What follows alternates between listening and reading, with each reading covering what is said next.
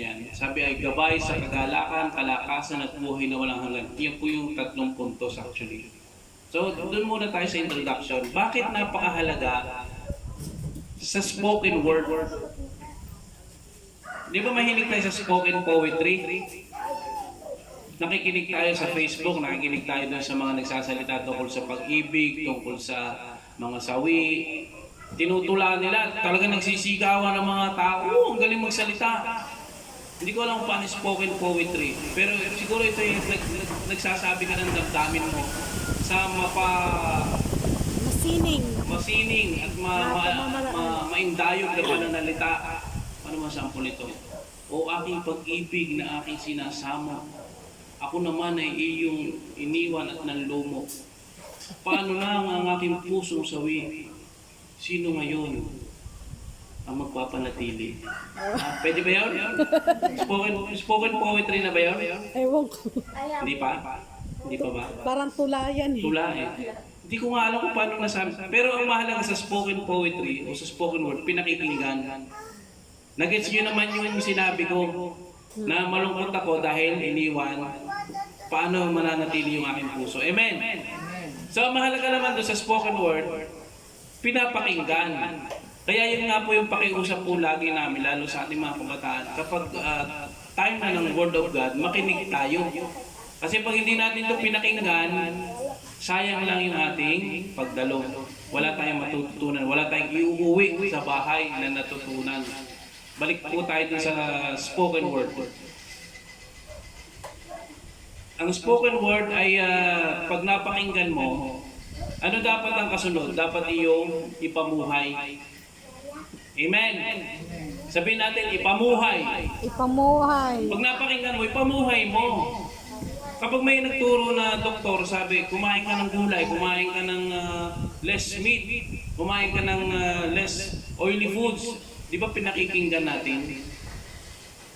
O siguro sa hindi kaya kontrolin talaga ang kanyang pagkain, hirap na hirap, struggle, amen.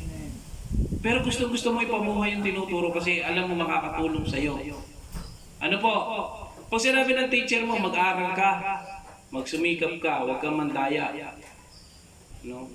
Mag-aral ka ng tama at magiging honor ka, magkakatrabaho ka na maayos at ikaw ay magiging isang kapakipakinabang na bahagi ng ating pamayanan kapag ikaw ay nag-aral mabuti. Pinakikinggan yun, di ba? Amen? Kapag naman yung mga leader sa work, pag sinabi ng boss, ang pasok 8 o'clock, di ba napasok ka ng 8 o'clock? At kung ikaw ay late, ikay takot na takot. May kita ko ni boss na magta-time in 8 quarter. Eh may kalta sa sweldo, tapos makikita ka pa ng boss mo. Di ba? So gusto mo maging on time.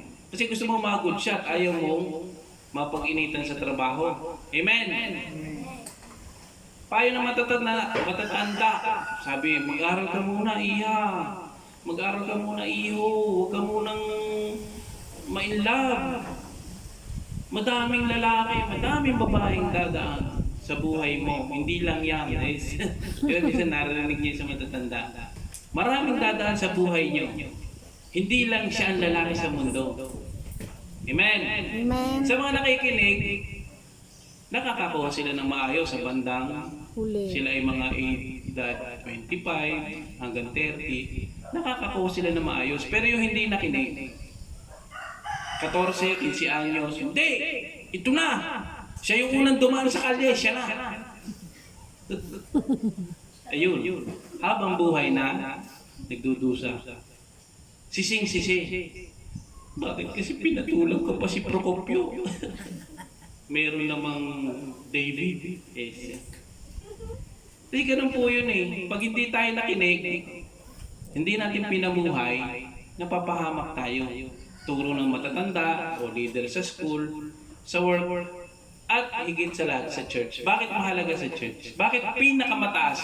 Binibigyan kong diin ngayon. Bakit pinakamataas dapat ang pagpapahalaga natin at nararapat na ibigay sa mga sinalita ng Panginoong Hesus? So meron po akong 3 dahilan, 3 puntos na nasa Biblia din naman Bakit kailangan natin yung salita ng Panginoong Hesus ang mangibabaw sa lahat? Maganda sundan natin ang payo ng matatanda. Maganda sundan natin ang payo ng ating mga leaders sa school, sa work, pero pinakamahalaga yung salita ni Hesus. Ang siya mong gawing number 1 sa buhay mo. Number 1, the Word of God, its importance is that it gives us joy. Sabi po sa John 15:11, "These things I have spoken unto you, that my joy might remain in you, and that your joy might be full." Yung full na hindi F-O-O-L, hindi yung mangmang, kundi full na F-U-L-L, yung busog na busog ka sa kagalakan. Di ba last sa Sunday, busog na busog tayo sa kagalakan? Amen? Kasi ang dami natin, ang saya-saya natin, nasunod natin yung salita ng Diyos na dumalo tayo ng gawain. At ang Holy Spirit, nung pagsamba natin ay talaga namang galak na galak. Nanghinayang ako, hindi natin na-video. Pero anyway, pero makita natin pag sinunod natin yung spoken word ng Panginoong Hesus, our joy is complete. Uuwi ka sa bahay ng saya mo, dala mo pa hanggang ngayon. Kaya nga andito ka. Amen. Palakpakan natin ang Lord. Ewan ko bakit yung sa iba ay parang nabusog na ata sila last Sunday at baka wag namang next December na uli. Maganda lagi tayong busog sa kagalakan mula sa ating Panginoong Hesus. Amen. Amen. Kasi kapag ang Panginoong Hesus ang pinasaya mo, ang Panginoong yung salita niya ang sinunod mo, mapupuno ka talaga ng kagalakan na alam mo nakakasunod ka sa Kanya. Amen. Kasi sabi niya, basahin natin sa Tagalog. Basahin po natin sabay-sabay. Ang mga bagay na ito ay sinalita ko sa inyo upang ang aking kagalakan ay mapa sa inyo at upang ang inyong kagalakan ay malubos. Yung joy ni Jesus na makitang ikaw ay sumusunod ka sa Kanya, ibig sabihin sumusunod ka rin sa Ama. At sabi, walang makakakita sa Ama maliban sa pamamagitan ni Jesus. Kaya pag hindi mo siya sinusunod, yung kagalakan mo, kulang-kulang yan. Maaring materially, mayaman ka, puno ka. Maaring sa kapangyarihan, ikaw ay pinakamataas. Pero pag hindi ka nakakasunod doon sa sinasabi ni Jesus, wala kang kahit na anong galingan ng isang bansa kahit na anong talino ng mga leader ng isang gobyerno, isang bansa, kapag walang Kristo sila, dadaan ng mga dilubyo, wala silang magagawa. Ang mga Japanese, nung dinaanan sila ng tsunami, isang high-tech na bansa, very early warning talaga yung kanilang earthquake detection. Wala silang nagawa sa tsunami. Amen? Amen. Ito nyo yun. Makikita natin ang Amerika, isang napakamakapangyarihan, militarily. Talaga namang makikita mo, magpalipad sila ng mga kung ano-ano mga fighter jet. Talaga sila di ko alam kung namumuna o pumapangalo lang sa Israel, sa militar. Pero tingnan nyo, dahil yung salita ni Jesus wala sa kanilang mga kabataan, bibili ng baril, may depressed, binuli sa school, madaling bumili ng baril sa USA, basta ikaw 18 years old, makakabili ka, at raratratin yung mga kaklase. Napabalitaan nyo naman yun, amen? Amen. So kita nyo, kahit anong kamakapangyarihan ng isang bansa, o gaano ka-high-tech, o gaano ka-anuman, pero pag walang Kristo, wala yung salita ni Jesus sa kanilang puso, hindi rin sila mapapanatata. Sila'y laging nanlulumo. Every time may mag-a-announce yung chief of police at the kumbaga Tagalogin ko na lang, sa gantong oras po ay pumasok sa eskwelahan yung batang ganto na age 15 anyos at itinutok ang kanyang baril sa kanyang mga teacher at mga kaklase, nagtakbuhan, sila'y karipasan. Napakaraming ganun ang balita sa US. Bakit? Walang Kristo, walang salita ng Diyos sa kanilang puso. Kaya walang kagalakan sa ganun. Walang kagalakan sa ganun. Ang gusto ni Jesus, alam niyo ba yung parang kompleto ka holistic, sabi doon, holistic approach. Hindi lang emotionally. Anong gatas yung ganun? May ganung gatas eh. Emotionally, emotional intelligence. Ano pa yung isa? Physical, malakas, intelligence quotient. Kompleto daw yung gatas na yun. Pero salita ng Diyos, sasabihin ko sa inyo, kompleto po ito. Amen! Amen. Physically, kagaya ng pag-aaral last week, physically, emotionally, spiritually, kompleto ang salita ni Jesus. Ano? Sasabihin niya, ang kagalakan hindi mo makukuha sa material. Makukuha mo sa pag ikaw ay nakapag-akay ng kaluluwa, ay anong saya mo. Amen! Amen. Ginamit ka ng Lord para makapagdala sa church. Ewan ko lang kung hindi ka sumaya ng todo-todo. Palakpakan natin ng Lord. Yun yung kagalakan naman ng kwento ni Jesus. Na sabi, libo-libong anghel nagsisiawit sa langit kapag may isa na tumalikod sa kasalanan. At ikaw pa ang ginamit. Amen. Ikaw ang ginamit. Diba? Kaya, alalahanin natin yung sinabi ng Panginoong Jesus na to na sinalita ko to sa inyo. Sundin nyo na lamang. At ito'y pag inyong sinunod, mapupuno kayo ng kagalakan.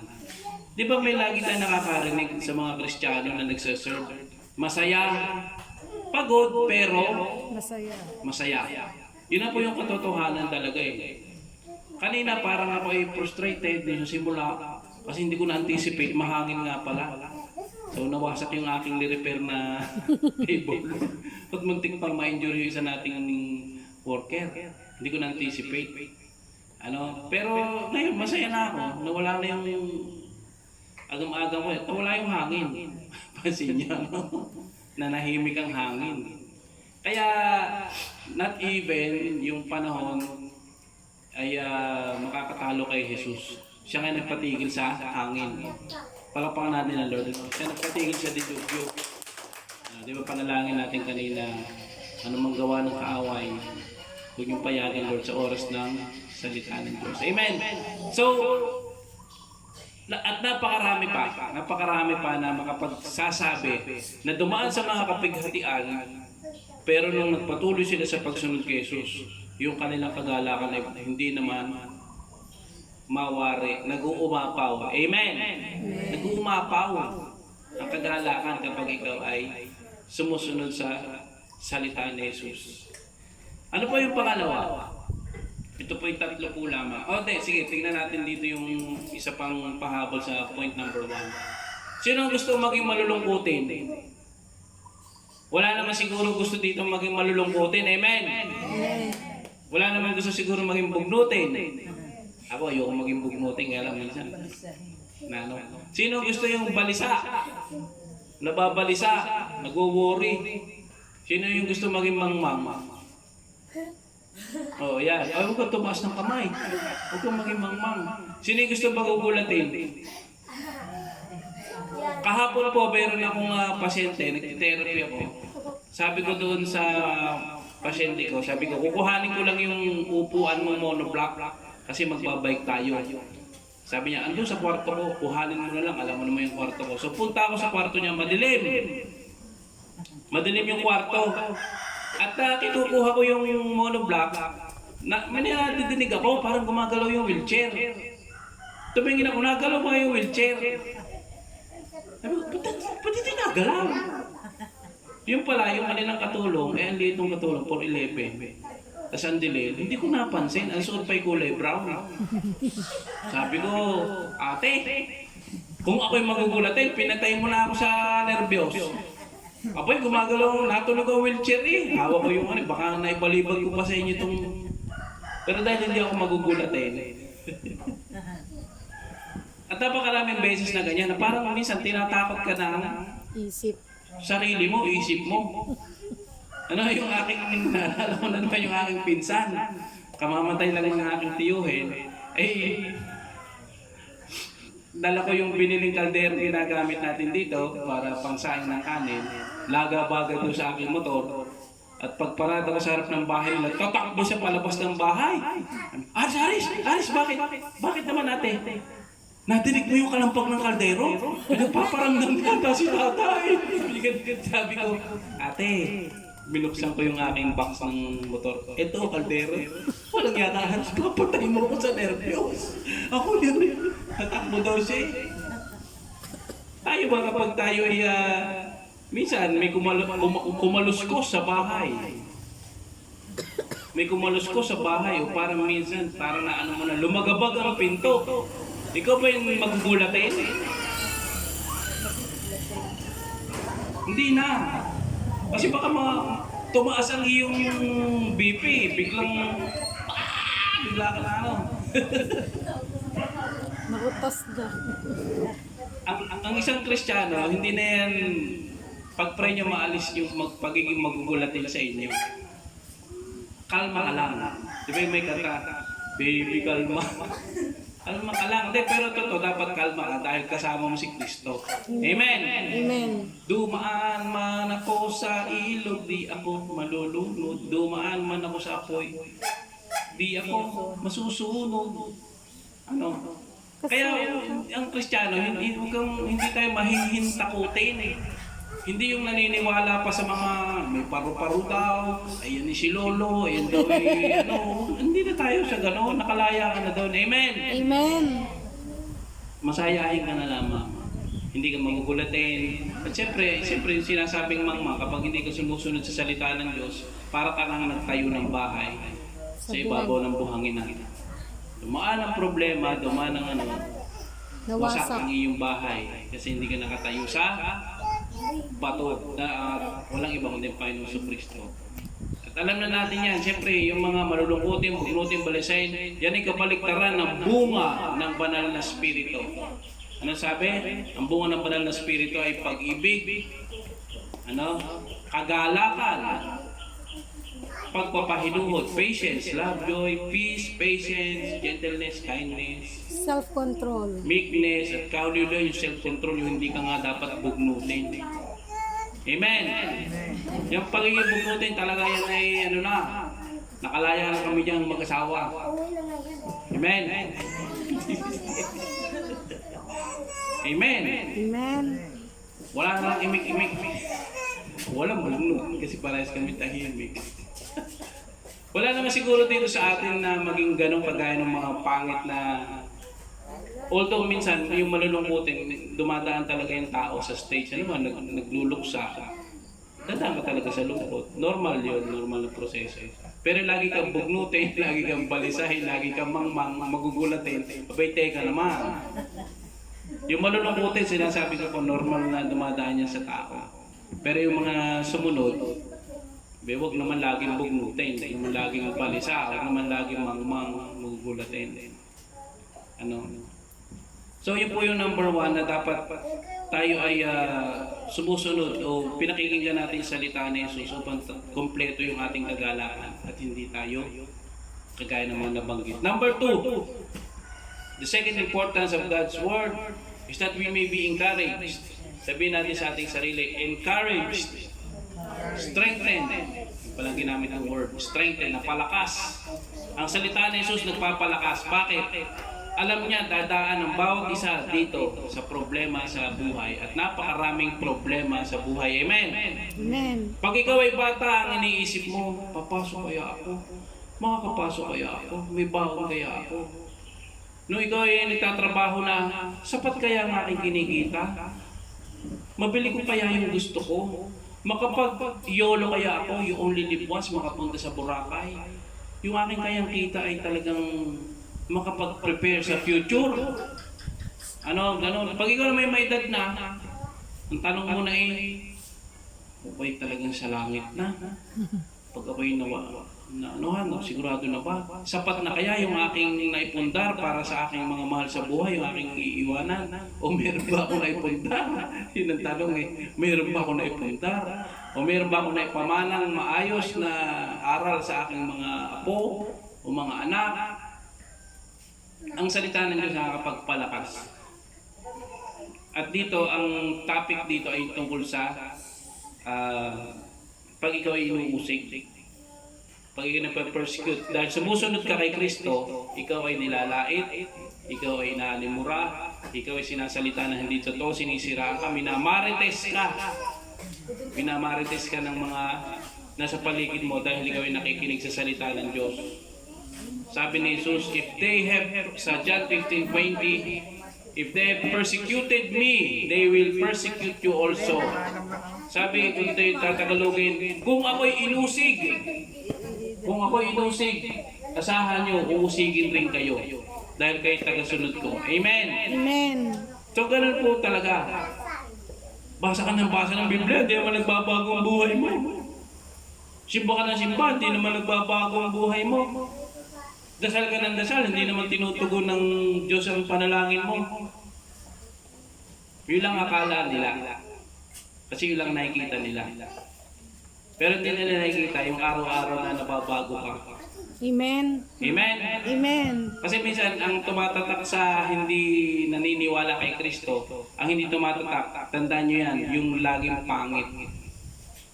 Sa siyam na ginawa mong tama, yung isang mali ang maaalala nila. Ganun po ang unbeliever. Maniwala ho kayo. Maniwala kayo.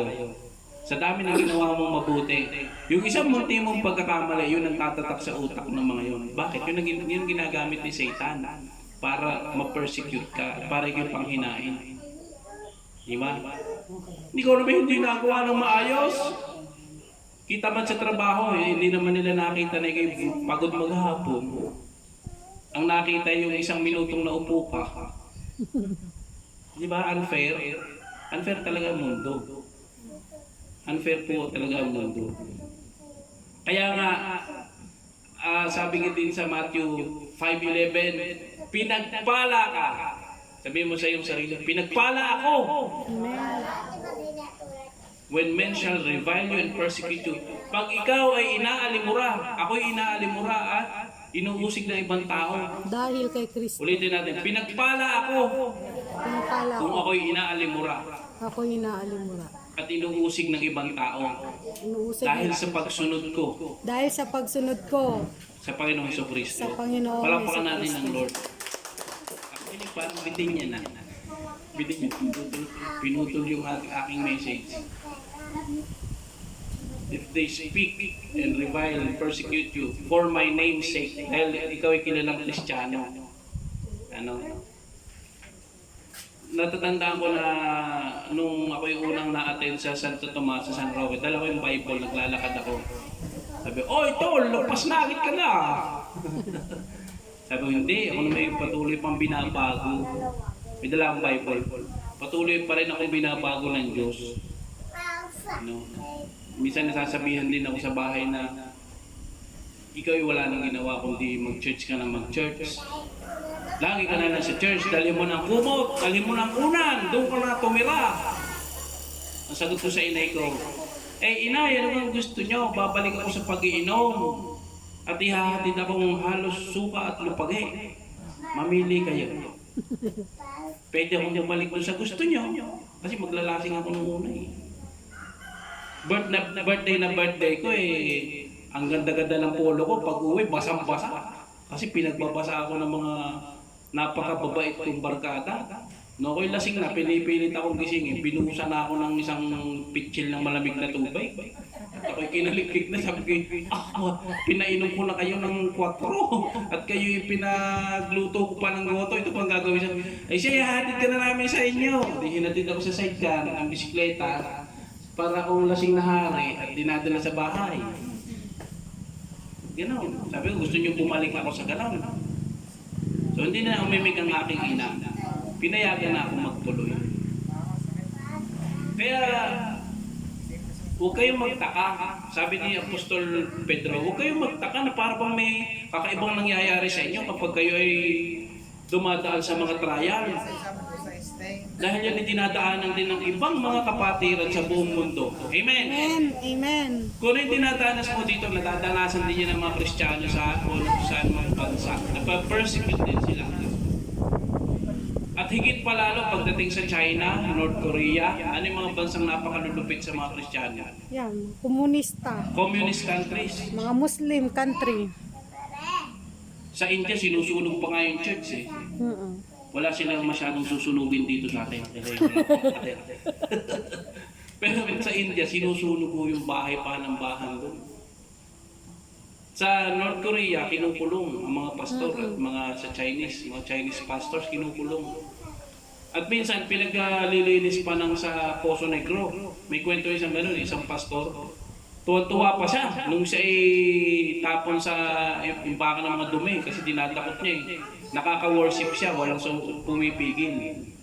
Kasi nung sila ay nasa church, pag ikaw ay nag-worship, huhulihin ka. Pag ikaw kumakanta, ay doon sa Poso Negro, kanta siya ng kanta, wala nangyayari sa kanya.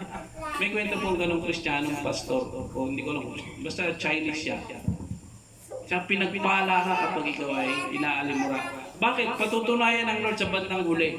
Amen. Sabi yung nagpapakumbaba, itataas. Itataas ka ng Lord, maniwala po kayo sa akin. Kung dati-dati ka nilalait, pag inangat ka ng Panginoon, masasabi ng mga umaalimura sa'yo, ito nga pala binibless ni Lord. At mawiwin mo siya. Amen. Mawiwin mo siya. Ito po yung pangalawa. Pangatlo, at ito po yung panghuli, third importance of God's Word. Siyempre, nandun yung sa buhay, nandun yung nagbibigay buhay. Na walang hanggan. Buhay na walang hanggan. Sabi ng Panginoong Hesus, kaya po itong lahat ng mga passages ko, kinuha ko sa pananalita ni Jesus, kinuha ko sa New Testament. John 5:39, search the scriptures, for in them you think you have eternal life.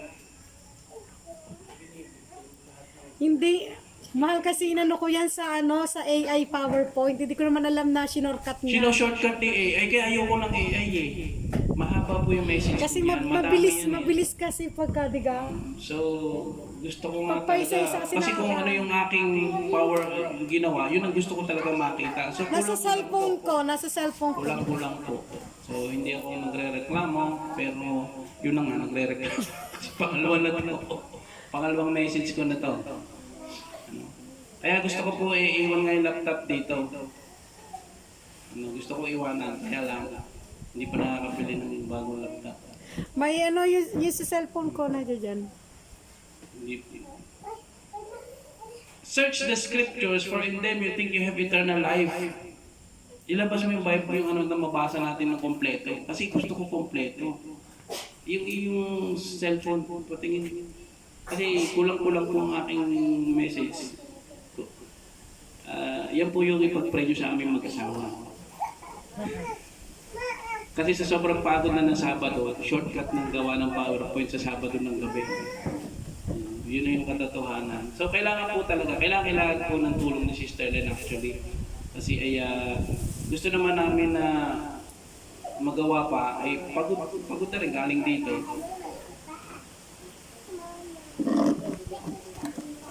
Sabi po dito ay ayan.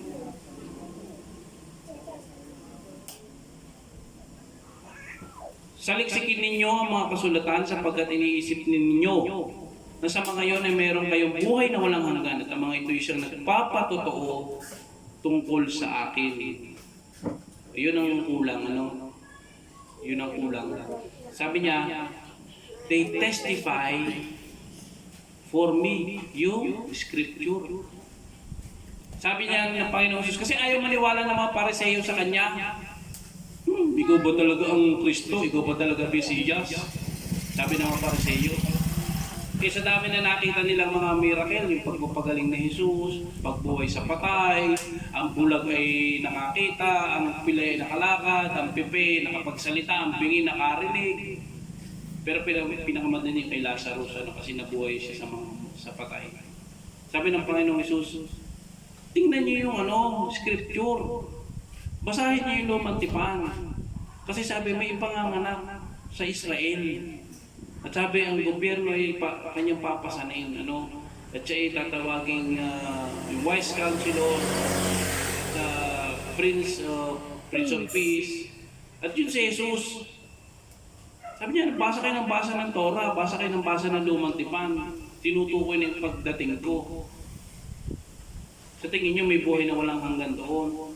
At ito'y nagpapatotoo sa akin, pero ayaw niyong maniwala. Yun ang problema ng Pariseo. May pruweba na ayaw pa nilang maniwala. Bakit? Bakit ayaw nilang maniwala kay Jesus? Kasi masasapawan sila. Inggitero ang mga Pariseo. Siloso yung mga yan. Kasi sila yung spiritual leader nung panahon yun eh. Aba, tapos bigla may dadating na Jesus, na karpintero pa. Eh, sino maniniwala sa Diyos ba yan? Karpintero yan eh. Anak ni Maria at ni Jose, may mga kapatid yan. Ayaw nilang paniwalaan yung mga kababalaghan. Gusto nga ng mga Pariseo, patayin si Lazarus eh. Nung muling buhayin si Lazarus, nag-isip ang mga Pariseo, paano ba natin mapapatay ito si Lazarus na ito? Hanggang sa sabi na ni Caiaphas, hayaan mo nang isa na lang ang mamatay para sa ating bayan. Si Jesus na lang iniisip niyang ipapapatay niya. At nagtagumpay sila doon. Hindi nila alam, after 3 days, nabuhay ulit ang ating Panginoon, palakpakan natin ating Lord. Kaya yun yung patunay. Dito hindi pa siya napatay at nailibingin. Pero sabi niya, basahin niyo yung lumang tipang. Tinitestify, may darating, may darating. O nung mabuhay siya after 3 days, siya nga may buhay na walang hanggan. Kaya sabi sa John 6:47, He that believe on me have eternal life. Amen. Sabi ni Apostol Pablo, pag tayo hindi naniwala dito, ay kung hindi totoo yung buhay na walang hanggan sa pamamagitan ni Kristo, tayo na yung Kawawang. nilalang. Amen. Amen. Amen. Na kapag wala, hindi totoong nabuhay si Kristo, tayo na yung pinakakawawang nilalang. Eh walang buto sa Libingan. eh. Eh paano yung testimony ng 400 ng mga tao at noong 11 alagad na nakita nilang nabuhay muli si Jesus sa kwento ni Mateo, Lucas, Marcos at ni Juan. Sila nagkwento yung 4 eh. Pinatunayan nila, ito'y nabuhay. Historically correct. 4 na libro, iisa ang sinasabi, nabuhay si Jesus na aming ginawang Panginoon. Di ba sa history, para maging totoo, kailangan may eyewitness testimony. Eh 400 na eyewitness testimony na totoong nabuhay muli si Jesus. Yung nakakita pang umakyat. Madaming nakakita. Umakyat siya sa langit. Madaming. Tapos sa kwento ng Ng Acts. ay binayaran yung mga sundalong Romano para tumahimik. Binayaran ng mga Pariseo, parang ang kwento ay tinakas ang katawan ni Jesus kaya walang bangkay sa libingan. Alam niyo, pag eyewitness, ang hirap niyang ang hirap suplahin kasi ang dami nakakita. Di ba sa isang krimen, may isang nga lang makakita o dalawa, sapat na eh. Magigilty na yung gumawa ng eh. Eh dito, ang eyewitness mahigit 400. So, ang hirap nung sabihin na hindi totoo. Nakikain pa si Jesus sa kanila. Nakikain pa si Jesus nung siya muling nabuhay. At saan sabi, matagal pa rin siya nabuhay. Sabi ni Juan, kung isusulat ko pa, ang lahat ng ginawa ni Jesus nung after nung siya mabuhay, kulang ang lahat ng libro sa mundo para maisulat yung pinagagawa pa na. So, ibig sabihin, madami pa siyang ginawa after niyang muling mabuhay. At madaming archaeological findings, hindi ko lang naisama dyan, na nagpapatunay yung Dugo. meron talagang Dead Sea Scroll na pare-parehas ang kinikwento. Hindi sila nag-iiba-iba. Kasi kung ang kwento paiba-iba, chismis yan. Pero kung ang testimony at sulat ng iba't ibang author, pare-parehas, edi sabihin mo na pare-parehas yung mga sinungaling. O isa lang dapat mong paniwalaan, pare-parehas ang kanilang nakita at pinapatotoo. Amen. Amen. At kahit naman dito sa panahon natin ngayon, may papatotoo ng bawat isa dito na may magandang ginagawa si Jesus sa buhay niyo. Amen. Amen. Palakpakan natin ang Lord. May ginagawa ngayon, hindi pa tapos ang Panginoon Jesus sa atin, pero may maganda na siyang nagagawa sa ating buhay. Amen. Amen. Yung babae doon na nakilala ni Jesus, tumigil sa pagiging adulterer. Yung Samaritanong babae, naging matuwid ang buhay. O yung Romanong sundalo, nawin niya yung kanyang pamilya para kay Kristo. Cornelius. Si Cornelius. At ang daming nabakang buhay. Yung mga Pablo nabuhay, lalo. yung, Si Pablo. yung na-transform na buhay si Apostol Pablo na tagapatay ng Kristiyano. Biruin yung tagapatay ng Kristiyano, naging alagad. Panghuling alagad ni Jesus na sinasabi niya, ako nga ay parang ay pinanganak na abnormal eh. Kasi pinapatay ko mga Kristiyano, pero siya yung pinakamasipag na apostol, nangingibang bansa. Nangingibang bansa siya. Kaya tayo magte-testify na buhay si Kristo sa iba. Bakit? Kasi makikita sa binabagong buhay natin. Amen. Mapapatunayan eh. Kaya kong patunayan eh. Dati ako maglalasing, sa totoo lang. Lagi ako may utang. Linggo-linggo may utang akong kalahating kay sa tindahan. Binago ako ni Christ. Dati ako magnanakaw. Mahilig ako sa chocolate. At kung ano-ano, patay yung grocery doon sa Los Baños. Wala yung mga goya. Kasi nililok namin. Ngayon, wala na. Sabihin, pahawakin niyo ako ng pera ngayon, gagamitin ko sa church. Amen. Amen. Kumikita ako ngayon. Siyempre, para sa aming mag-asawa, pero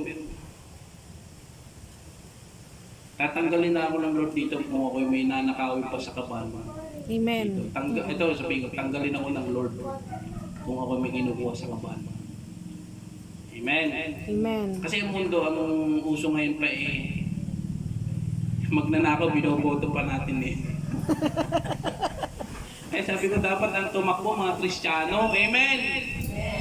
Kasi Kristyanong bilyon tunay, yan eh. mahal. Bilyon ng pera ng kaban ng Dapat bayan. Kristyanong tunay, mahal. Pag nasilaw ka sa, pag ikaw yung nasisilaw sa 10 piso at 20 pesos, ay lalo ka masisilaw doon sa bilyon-bilyon. Amen. Kaya nga, yung binagong buhay mo, yun ang testimony mo, na talagang buhay si Kristo at may buhay na walang hanggan na inaasahan ka. Amen. Amen. Amen. In the hope na sa huling hininga mo, welcome my good and faithful servant. Amen.